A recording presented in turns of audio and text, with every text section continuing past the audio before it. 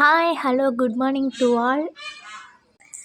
இங்கே பாருங்கள், எனக்கு முன்னாடியே அவன் வந்து மாடியில் போய் உட்காந்துருக்கான். அது குளிர்லாம் பயங்கரமாக இருக்குது. அதுவும் அதுக்கேற்ற மாதிரி வெயில் அடிக்குதா, சூப்பராக இருக்குது. சரி வாங்க நம்மளும் மாடிக்கு போவோம். என்னடா இன்னைக்கு சீக்கிரமே மாடிக்கு வந்துட்ட பப்பி?